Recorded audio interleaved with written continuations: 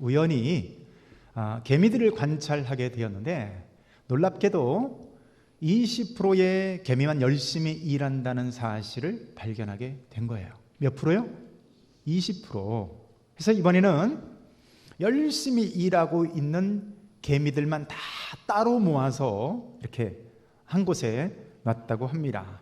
근데 처음에는 그러니까 열심히 일하는 20%들만 다 모아놓은 거예요. 근데 놀랍게도 처음에는 좀 다 일하는 것 같더니 조금 지나고 나니까 그 중에서 한 20%만 또 열심히고 나머지 한 80%는 빈둥빈둥 한다는 사실을 발견한 거예요.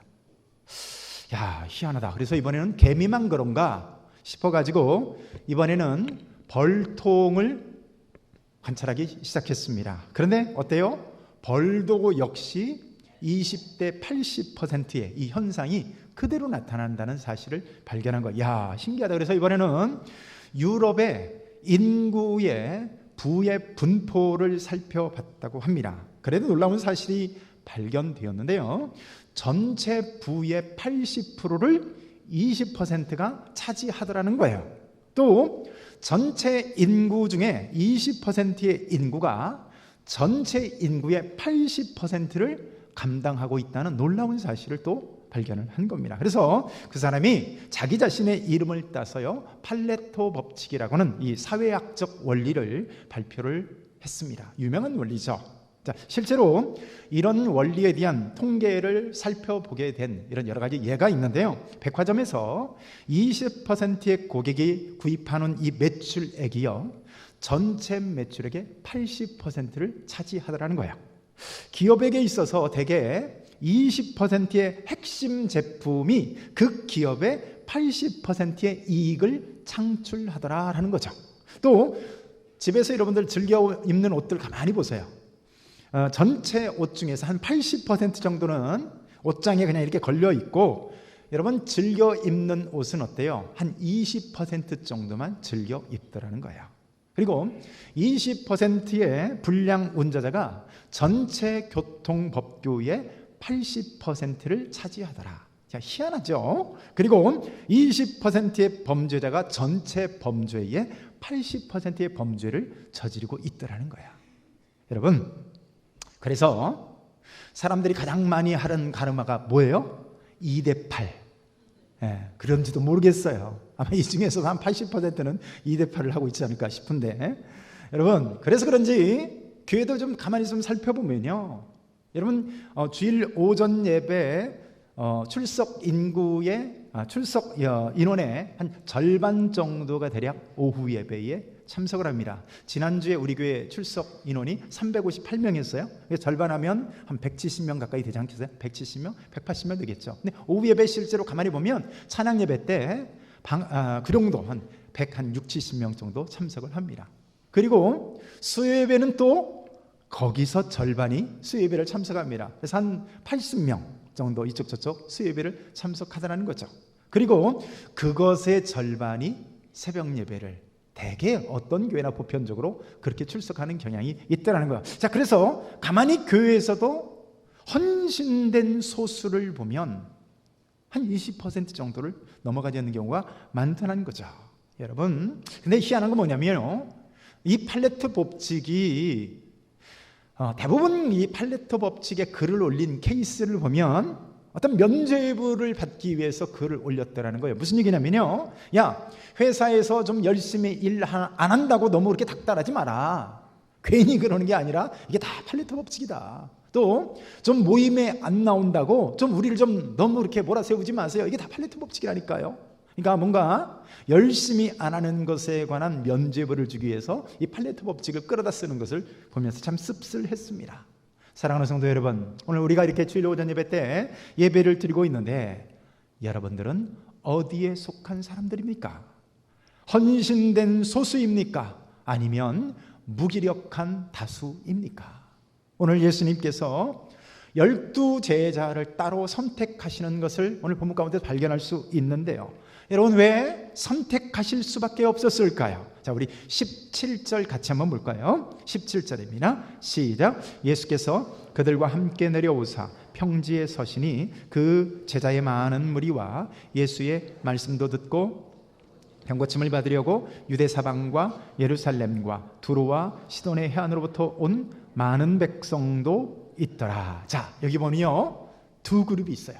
자, 제자라고 하는 그룹이 있고, 또 하나는 많은 백성이라고 하는 다수의 무리를 가진 무리가 있는 것을 보게 됩니다. 이렇게 두 그룹이 있다는 거죠. 자, 19절도 보면 온 무리가 예수를 만지려고 힘쓰니 이는 능력이 예수께로부터 남아서 모든 사람을 낫게 함이로라. 여기서도 어떤 무리가 나와요?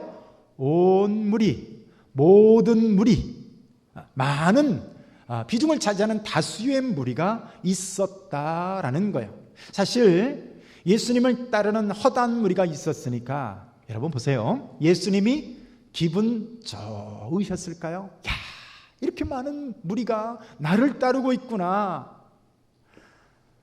만약에 어떤 여러분들을 이렇게 좋아하는 팬들이 많아서 막 열광을 하고 사람들이 여러분들의 이름을 부르면서 추종을 하면 여러분 기분 좋으시겠죠? 요즘 청소년들의 선망하는 1위 직업이 뭔지 아세요? 연예인이라는 직업이라는 거예요. 지금 예수님의 당시 인기가요, 인기 아이돌 연예인 못지않은 인기로 이렇게 보여줄 수 있습니다. 허다한 무리가 당시 예수님에게 열광을 했어요. 자, 중요한 건 뭐냐면 이유가 뭐냐는 거야. 그게 중요합니다. 여러분, 기독교를 향해서 사람들이 엄지를 착 치켜들고 엄지척 할 수 있어요. 여러분, 기분 좋은 일이지만 왜 칭찬하고 왜 엄지를 치켜 세우느냐가 더 중요합니다. 예수님만이 유일한 길이시고 유일한 생명이시다라고 하는 이 보수하던 진리를 버리고요, 모든 종교에도 다 구원이 있습니다라고 하면 사람들이 어떻게 해요? 엄지를 착 치켜들고 최고다라고 말할지 모르겠어요. 칭찬할지 모르겠어요. 예수 믿는 사람이 불교의 불상 앞에 가서 넙죽 엎드려서 절을 하면 쿨해 보이고 사람이, 야, 저 사람이 역시 참 관대한 사람이다, 관용적인 사람이다, 이렇게 생각할지 모르겠다는 거예요. 여러분, 그런 칭찬은요, 의미 없는 칭찬이에요. 오늘 예수님을 따르는 많은 무리들을 보세요. 그들이 예수님을 향해서 열광하는 이유가 뭐냐는 거예요. 여러분, 17절을 보세요. 많은 무리가 예수님께로 나온 이유가 뭡니까? 중반절을 보면 병고침을 받으려고 해요. 말씀을 듣기 위해서 나온 이유도 있지만 그들의 중점적인 이유가 뭡니까? 주로 대부분 그들의 병을 고치자고 나온 거예요. 19절을 또 우리 같이 한번 읽습니다. 시작. 온 무리가 예수를 만지려고 힘쓰니 이는 능력이 예수께로부터 나와서 모든 사람을 낫게 함이로라. 보세요. 어느 정도나 열광을 했습니까? 야, 옷이라도 한번 만져봤으면 좋겠다, 손이라도 한번 잡아봤으면 좋겠다. 여러분, 제가 설교 끝나고 나가도요, 이런 반응 없습니다. 제가 설교 끝나고 나가도 우리 목사님 손이라도 한번 잡아봐야지, 우리 목사님 옷깃이라도 한번 만져봤으면 좋겠다, 눈빛 한번, 입맞춤이 아니라 눈맞춤이죠? 큰일 날 뻔했네. 눈맞춤 한번 해봤으면 좋겠다. 그런 사람은 별로 많지 않은 것 같습니다. 근데 여러분, 예수님을 향해서 옷이라도 한번 잡아보고 손이라도 한번 잡아봤으면 좋겠다, 이렇게 안간 힘을 쓰는데 이유가 뭐라고요? 진리를 사모해서가 아니라는 거예요. 하나님의 뜻이 뭐냐? 예수님의 말씀이 어떤 의미를 담고 있고 어떻게 살아야 하나님께 영광을 돌리냐? 이런 것이 아니었다는 거예요. 결국 예수님을 따르는 가장 중요한 동력이 뭐냐? 병 고치고 떡을 얻어먹고 좋은 말씀 듣고 그래서 마음 기분이 좋은 이런 거예요. 그런데요, 예수님께서 십자가를 지실 때 그 많은 무리들 다 어디로 갔습니까? 바로 종려나무 가지를 들고 환호하던 그들이 돌아서서 십자가에 못 박으라 라고 외쳤던 그 주역의 무리들입니다. 자기들이 기대하던 예수는요, 이제 사라지고 없는 거예요. 오병이어의 기적을 통해서 자기들을 배부르게 해주던 예수는 이제 없는 거예요. 초라한 모습으로 가야바 법정에서 구타를 당하고 가시멜리건 쓰고 나와서 얻어맞고 나와서 얼굴에 피 먹이는 채로 서 있는 이 초라하기 짝이 없는 그 예수를 보면서 고개를 흔들면서 뭐라고요? 그를 십자가에 못 박으라. 누가 그랬다고요? 이 많은 무리들이 그랬습니다. 왜요? 이래 더 이상 배부르게 해주던 예수가 아닌 거예요. 더 이상 기적을 행해주지 않는 거예요. 그래서 오늘 우리가 이 시간에 나와서 이렇게 교회에 나와서 예배를 드리고 있지만 나는 왜 이 자리에 있는지를 돌아보시길 바랍니다. 오늘 여러분들은 어떤 예수를 구하고 있습니까? 17절을 보면 그 온 무리들이 이 예수님의 말씀을 듣기 위해서도 나왔다고 되어 있는데, 여러분, 말씀을 듣는 것이 다가 아닙니다. 당시 많은 사람들이요, 이 예수님의 가르침에 열광을 했어요. 이유가 뭡니까? 그 당시에 랍비들이 가르치던 가르침은 너무 식상했어요. 항상 듣는 것이었고 뻔한 얘기들이었어요. 근데 예수님은 어때요? 여러분 예수님의 유머 감각을 한번 보세요. 못 듣던 말씀이죠. 즐겁게 해주는 말씀이죠. 공중나는 새를 보라, 들에 핀 백합화를 보라. 또 예수님의 말씀을 들어보면 얼마나 많은 비유가 등장합니까? 탕자의 비유부터 시작해서 많은 비유들이 등장합니다. 여러분, 한편으로 보면 못 듣는 얘기, 신선한 얘기, 여러분 그들의 지적 호기심을 충족시켜주기에 충분했다는 얘기예요. 그러나 여러분, 여기까지라면 여러분, 우리들도 역시 온 무리, 여기 그냥 그저 그런 많은 무리에 지나지 않는다는 겁니다. 그래서 오늘 예수님이 12 제자들을 따로 선택하시는 거예요. 여러분, 오늘 이 12명의 제자를 따로 선택하신 이유가 뭡니까? 그저 그렇게 자신들의 욕심과 자신들의 야망과 필요에 의해서 예수님을 따르는 것이 아니라 훈련을 통해서 하나님의 영광을 드러내고 예수님이 원하시는 그 삶을 살면서 어떻게 해요? 예수님의 하나님의 뜻을 실현하는 그런 헌신된 소수를 따로 부르신 겁니다. 여러분, 이 모인 제자들은 제자가 되기 위해서 가난해질 수밖에 없었습니다. 여러분 잘 들어보세요. 가난해야 제자가 되는 게 아니에요. 제자의 길을, 예수님을 따라서 예수님처럼 살다 보니까 가난해진 거예요. 베드로도 예수님을 따르는 삶을 살려다 보니까 배를 버려야만 했습니다. 마태도 어때요? 나를 따라오라 라고 말씀하니까 가지고 있던 돈꾀를 그 자리에 놓고 예수님을 따를 수밖에 없었어요. 여러분, 우리가 오해하면 안 되는 게 뭐냐면, 여러분, 제자의 삶을 사는 것이 무소유의 삶을 살아야 한다, 그걸 말하는 게 아니에요. 기독교를 절대 불교식으로 이해해서는 안 됩니다. 여러분, 그런 식으로 신앙생활하는 사람들이 있고, 그렇게 신앙생활해야 잘 예수를 잘 믿고 신앙생활 잘하는 것으로 생각하는 사람들이 있다니까요. 어떤 식으로? 예수를 믿는데 무소유의 삶을 실천해야 예수를 잘 믿는 것으로 생각하는 사람들이 있어요. 저는 그런 사람들을 불독교인이다 라고 부릅니다. 왜 불독교인이라고 불러요? 기독교를 불교처럼 믿으니까 불독교인인 거예요. 예전에는요, 유독교인들이 많았습니다. 여러분, 유독교인들은 뭐죠? 예수를 믿는데 유교식으로 믿는 거예요. 하나님의 말씀보다 유교적 가치관이 더 앞서 있는 거예요. 그래가지고 아무리 성경 말씀을 들이밀어도 어떻게 해요? 그 뼛속까지 유교적인 이 가치관이 지배를 해서, 특별히 우리 신앙의 선배들이 그런 식으로 많이 했죠. 그래서 교회 나올 때 어떻게 해야 돼요? 목욕, 치성 다 하고, 그죠? 헌금 드릴 때 다리미로 다 다리고. 여러분, 뭐 과히 틀렸다고 말할 수는 없지만 그래야 예수 잘 믿는 것하고는 아무 상관이 없다는 거예요. 여러분, 성경은 무소유를 말하고 있지 않습니다. 세속을 버리고 산속으로 들어가는 것이 기독교의 목적이 아니라니까요. 그런 의미에서 볼 때 중세의 교회, 특별히 중세 수도원의 모습은 틀린 겁니다. 여러분, 버리는 것 자체가 목적이 아니라는 거예요. 어떤 분이 교회에 집회 강사가 되어서 집회를 인도하기 위해서 택시를 탔는데, 택시기사가 목적지가 어디냐고 물어서 목적지를 얘기를 했더니, 교회에 간다고 목적지를 얘기를 했더니 왜 가냐고 묻더랍니다. 그래서 교회 강의하러 간다고 물었더니 택시기사님이 가르치더래요. 뭐라고 가르치냐면, 강의한다는 사람들이, 교회에서 강의한다는 사람이 뭘 좀 제대로 알고 강의하라고. 그래서 이분이 물었습니다. 혹시 교회 나가십니까? 물었더니 교회 안 나간대요. 왜 교회를 안 나가냐고 물었더니 교회가 다 썩어 빠져서 안 나간대요.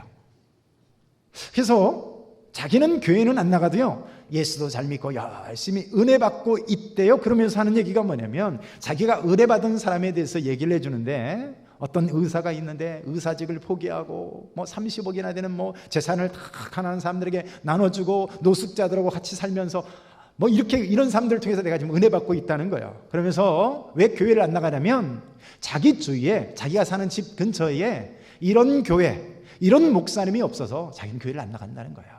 여러분, 뭘 오해해도 한참 오해한 겁니다. 여러분 기억하십시오. 기독교는 무소유를 추구하는 진리가 아닙니다. 오히려 기억하십시오. 열심히 일해서 잉여 가치를 남기고요. 여러분, 잉여 가치를 남긴 그것으로 하나님의 영광을 실현하는 거예요. 재산 다 버려버리고 자식도 버려버리고 가정도 버려버리고 그렇게 떠나는 것이 아니라 열심히 일해서 자기 가족들을 부양하고 가장으로서의 책임을 다할 뿐만 아니라 그리고 나서 열심히 일한 것에 대한 잉여 가치를 통해서 구제도 하고 선교도 열심히 하고 아멘 합시다. 무소유의 삶을 실천하는 게 아니에요. 그래서 여러분 학생들은요 열심히 공부해야 될 줄로 믿습니다. 아멘. 그래서요 우리 청년들이 공부도 열심히 해가지고 국회의원도 되고 대통령도 되고 변호사, 의사도 되고 하나님 나라의 백성으로서의 마땅한 삶을 그 자리에서 실천해야 이 나라가 변화되는 거예요. 근데 공부 잘하고 똑똑한 사람들은 다 교회 밖에 있어. 교회 안에 있는 사람들은 공부도 안 하고 열심히 노력도 안 해요. 다 그냥 가난하게 이렇게만 살아요. 여러분, 그래가지고 사회가 변화될 수가 없어요. 여러분, 문제는 뭐냐면 오늘 본문에 나온 이 많은 무리들이 그들이 예수님을 따른 목적이 뭐냐는 거예요. 지극히 세속적인 목적으로 따르는 절대 다수입니다. 나중에 예수님께서요 보리떡 5개와 물고기 2마리로 5,000명을 먹이시니까, 이게 장정만 5,000명이니까요 남자 장정만이니까 여자들 그리고 노인들 어린아이들 합치면 대략 한 2만 명 되는 거예요. 여러분, 보리떡 5개 얼마나 될까요? 한 요만큼 될까요? 그죠?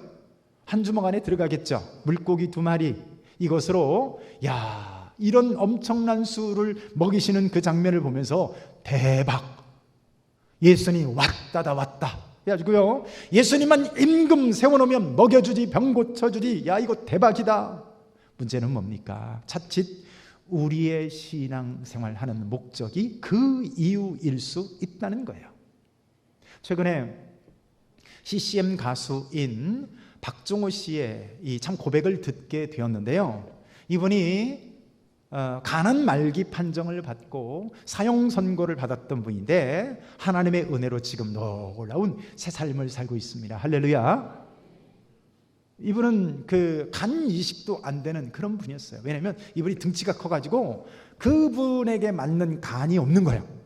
이식자를 찾기도 힘들지만 그 사람 크기에 그런 간을 가진 사람이 없는 거예요. 놀랍게도 그런 분을 만났습니다. 그리고 여러분, 이 박정호 씨가 누군지 아세요? 우리 찬양 중에 나를 지으신 이가 하나님, 이 찬양 아시죠? 나를 보내신 이도 하나님, 나를 부르신 이도 하나님. 요 찬양, 이 찬양으로, 이 성악톤으로 아주 은혜롭게 부르시는 분이 있잖아요. 네, 여러분, 이분이 그 유명한 소프라노 가수인 조수미 씨하고요 서울대학교 음대 동기 동창입니다. 당연히 세계적인 이 테너가 될 거라고 믿어 의심치 않았던 사람. 이분은 별로 노력을 안 해도 항상 A 학점이에요. 너무나 탁월한 목소리가 좋아서 입만 열면 목소리 천재. 할렐루야. 근데 이분이 그 화려한 길을 내버려 두고요, 여러분, 복음성가, CCM 가수로서 여러분 활동을 쭉 하는 거예요. 사람들이 미쳤다고 그랬답니다. 근데 여러분, 그분이 그런 고백을 하는 것을 들었어요. 고작 100년짜리의 내 모든 인생의 삶을 걸 수는 없었습니다. 여러분, 그 의미가 어떤 의미인지 아세요? 고작 100년짜리의 내 모든 삶을 걸 수는 없었습니다. 여러분, 그래서 그 천재적인 테너가 모아놓은 돈도 없어요. 돈 조금만 들어오면 다 이것을 선교 후원비로 다 보내버려가지고 정작 본인이 그렇게 이렇게 그 가난 말기 판정을 받았을 때 수술할 돈도 없는 거예요. 놀랍게도 여러분, 모금 운동을 통해서 수술비가 딱 채워지고 정확히 간 이식자를 만나서 비록 자기 딸이긴 했지만 열어놓고 보니까 자기 딸이 맞는 거였어요. 할렐루야. 하나님의 은혜인 줄로 믿습니다.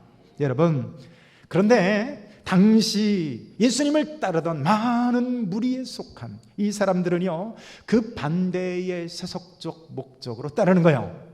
저 예수님을 따라가면 밥을 준다더라, 저 예수님을 따라가면 부자 된다더라, 병을 고친다더라, 저 예수님을 따라가면 기분 좋은 말씀을 듣는다더라. 그래서 여러분, 오늘 예수님께서 따로 12 제자를 선택하시는 거예요. 여러분, 이 12 제자들은요, 앞서 말씀드린 온 무리와 대조적인 수입니다. 예수님은 단순히 어떤 자기 목적을 위해서 따르는 그런 다수가 아니라 헌신된 12명의 제자를 통해서 일하시기를 원하셨습니다. 나중에 보면 이 헌신된 소수인 이 제자들이 부활의 증인이 됩니다. 할렐루야. 여러분, 이 12명의 제자를 통해서 중점적으로 복음이 증거되어지고요, 교회가 세워지더라는 것이죠. 그래서 예수님께서도 이 3년의 사역 기간 동안 이 예수님의 제자들에게 집중하셨어요. 이들에게 말씀하시고, 이들에게 본을 보여주시고, 이들에게 가르쳐 주시고, 여러분, 이들을 훈련시켜서 복음을 증거케 하시더라는 거죠. 사랑하는 성도 여러분, 이제 우리도 역시 이 제자의 자리에 올라가야 합니다. 아멘 합시다. 우리도 역시 이 제자의 자리에 올라가야 합니다. 우리 주님이 바로 우리들을 통해서 세상을 변화시키기를 원하고 있어요. 여러분, 이 땅에 기독교인이 1000만 가까운 인원이라고 하는데 국회의원 중에 40%가 예수를 믿는 사람들이라고 하는데 왜 국회는 변화되지 않습니까? 왜 이 나라는 변화되지 않을까요? 여러분, 바닷물에 소금은요, 소금의 양이 불과 3% 이쪽 저쪽이라고 합니다. 그런데 이 적은 양의 3, 4%가요 바닷물에 썩는 것을 막아줍니다. 비록 소수에 해당되는 저와 여러분들이지만, 여러분, 저와 여러분들이 제자로서 헌신되어질 때 세상은 변화될 줄로 믿습니다. 여러분, 러시아가 공산화될 때 보세요. 당시 공산주의 이론의 확신에 찼던 사람은요 몇만 명 되지 않았어요. 소수였던 것이죠. 그런데 당시에 90%가요 러시아 정교회를 다니고 있는 교인들이었다는 사실 아십니까? 그러니까 러시아의 정교회 매주일 교회 출석하던 사람이 90%의 전체 인구에. 그런데 여러분, 비록 잘못된 이념과 사상이기는 하지만 그런 확신에 찬 소수 때문에 그렇게 엄청나게 큰 러시아라는 나라가 공산주의 국가가 되고 말았던 것이에요. 사랑하는 성도 여러분, 하나님은 단순한 무리가 아니라 저와 여러분들을 제자로 부르시길 원하시는 줄로 믿습니다. 자, 그런데 말이죠, 이 제자를 부르실 때 주님이 어떤 과정을 통해서 부르시는지를 한번 보시기를 바랍니다. 자, 누가복음 6장 12절과 13절을 함께 한번 읽습니다. 시작. 이때에 예수께서 기도하시러 산으로 가사 밤이 새도록 하나님께 기도하시고 밝음에 그 제자들을 부르사 그 중에 12를 택하여 사도라 칭하셨으니. 여러분, 우리 주님께서요 12명의 제자를 택하시기 전에 밤이 새도록 기도하셨다는 것에 여러분 유의하셔야만 합니다. 그만큼 주님에게 12명의 제자의 이 중요성을 보여주는 대목입니다. 얼마나 많은 우리가 지금 예수님을 따르고 있습니까? 그런데 주님은요 이 12명의 제자를 택하시기 위해서 밤새도록 밤중에 들어가셔서 새벽에, 여기 보세요, 날이 밝음에 나와서 12명의 제자를 선택하셨다고 되어 있어요. 밤새도록 주님께서 기도하셨어요. 여러분, 여기서 사람들이 오해하는 게 뭐예요? 예수님도 뭔가 부족하신 분이구나, 그러니까 밤새 주시옵소서 해서 이렇게 하셨나 보다. 그게 아닙니다. 여러분, 예수님도 중요한 어떤 일을 앞두고서는요 하나님과 아주 친밀한 교통의 시간을 가지셨다는 거예요. 여러분, 그래서 우리도 마찬가지예요. 잘 생각해 보세요. 우리가 인생의 뭔가 중요한 결단을 하는 데 있어서, 중요한 뭔가 결정하는 데 있어서는요 충분히 기도하지 않았을 때는 여러분 결정하지 마세요. 그거 실패할 확률 높습니다. 그거 인간적인 내 생각일 확률이 높아요. 예를 들어서, 근데요 뭐 식당 가서 무슨 메뉴를 고를 것인가, 이런 거는 충분히 깊이 기도 안 해도 돼요. 여러분, 깍두기를 먹든 김치를 먹든 무슨 상관이 있겠어요? 근데 여러분, 어떤 내 인생의 향방을 가르게 되는, 아무튼 뭔가 중요한 어떤 그런 결정을 할 때는요, 기도 안 하셨을 때는 결정하지 마시길 바랍니다. 산에 올라가서 기도하는 시간은 하나님과 친밀해지는 시간을 의미합니다. 그때 우리가 하나님의 뜻을 알 수 있는 거예요. 할렐루야. 그래야 하나님의 지혜를 내 것으로 끌어다 쓸 수 있는 거예요. 그래야 실패하지 않을 수 있는 거예요. 여러분, 어떤 투자의 귀재가 있다고 해보세요. 그 사람 머릿속에는 엄청난 투자 정보가 있습니다. 그래서 그 사람이 가진 어떤 지혜, 경험, 노하우, 이런 것들을 통해서 손만 대면 대박이 나는 정보가 머릿속에 가득한 거예요. 근데 여러분, 그런 정보를 나눠주겠습니까, 이 사람이? 그런데요, 사랑하는 배우자에게는 그 지혜를 빌려줄까요, 안 빌려줄까요? 여기서 안 빌려준다는 사람은 이상한 사람들이에요. 여러분, 친밀한 아들에게는 그 정보를 나눠줄까요, 안 나눠줄까요? 그 지혜 나눠줄까요, 안 나눠줄까요? 당연히 나눠주겠죠. 여러분, 기도하는 시간은 하나님과 친밀해지는 시간인 줄로 믿습니다. 그러니까 우리가 뭔가 중요한 결정을 할 때는요, 우리가 하나님께 친밀해지는 이 기도에 충분한 시간을 가질 때 하나님께서 지혜를 주시고 은혜를 주시고 영감을 주시고 깨닫게 해주시고 열어주시고, 할렐루야. 여러분, 그렇게 하는 시간을 가져야 되는 거예요. 아무튼 오늘 예수님이 12명의 제자를 선택하는 과정에서 산에 오르시고 밤이 새도록 우리 하나님과 교통하시는 시간을 가지시는 모습을 보게 됩니다.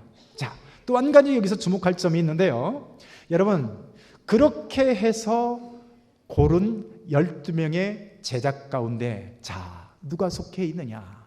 가룟 유다가 속해 있더라는 거예요.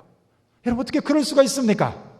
아니, 예수님이 지금 행정차고 실수하신 건가요? 온 밤을 새시면서 기도하신 예수님이 골라놓고 보니까 그 안에 가룟 유다가 들었네. 나중에 땅을 치고 후회하셨을까요? 여러분, 우리가 이 가룟 유다를 저주하고 욕하지만 여기서 시사해 주는 바가 뭡니까?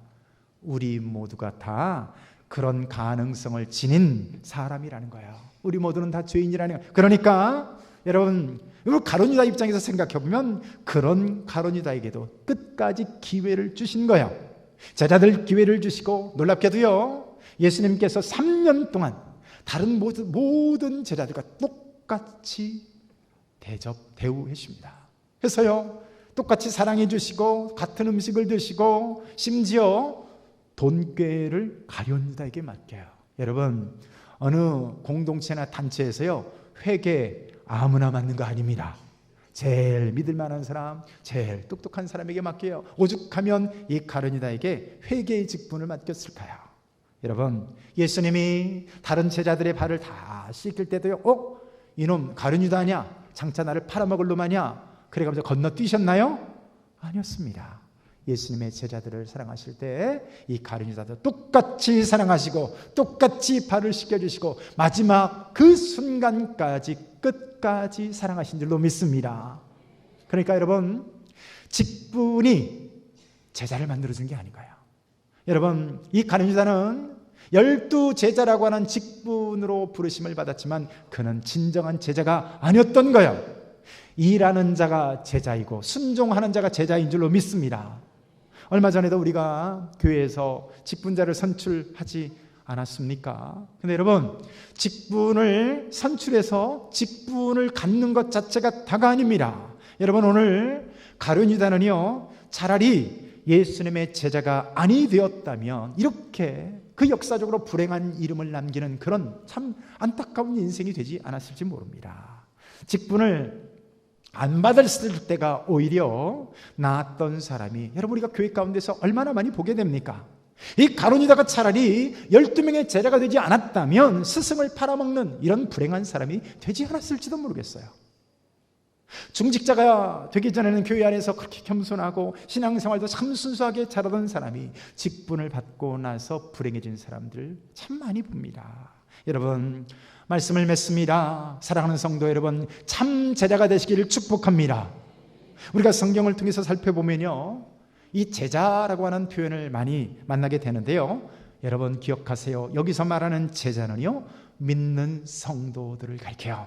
참 믿는 성도들을 가리킬 때 신약성경은 제자라고 말을 합니다. 그러니까 진짜 예수님을 영접하고 믿으면요, 다 제자라고 불렀다는 거예요. 사도행전을 보세요. 여러 서신서를 보세요. 아나니아 같은 사람도 마찬가지고요. 다 예수 믿는 그 사람을 제자라고 불렀던 거예요. 여러분, 우리 교회가 양육 과정이 있는데 제자 과정이 어디쯤에 있을까요? 저 끝부분쯤에 있죠. 그래서 세가족 사역 과정 마치고 1단계 신앙훈련 마치고 2단계 양육 과정 마치고 그 다음에 제자 과정을 모집하니까 여러분 사람들이 모집이 안 돼요. 저 제자 과정, 제자는 특별한 사람이나 제자가 되는가 보다 이래가지고요, 아예 지원을 안 합니다. 그래가지고 안타깝게 2019년대는 봄에도 못하고 가을에도 못하고 이 제자 과정을 못했어요. 왜 못했을까요?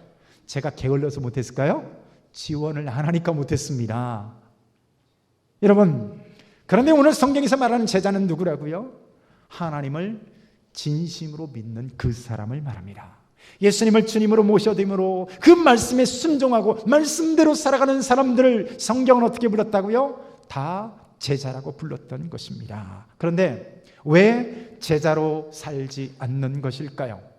예수님을 제자처럼 따르기는 하지만 오늘 여기 따르는 많은 사람들, 그 사람들처럼 제자처럼 따르는 것 같지만 오늘 온 무리가 좋은 말씀 듣고 병 고치고 예수님을 통해서 먹을 것을 제공받는 것으로 족한 것처럼 살아가는 거예요. 그러니까 교회를 다니지만 제자가 아닌 삶을 사는 거예요. 여러분, 참 제자가 되시기를 축복합니다. 여러분, 아까 박종호 씨의 얘기를 꼭 기억하셨으면 좋겠어요. 고작 100년밖에 안 되는 것에 내 모든 인생을 걸 수 없다. 여러분, 100년밖에 안 되는 것이에요. 할렐루야.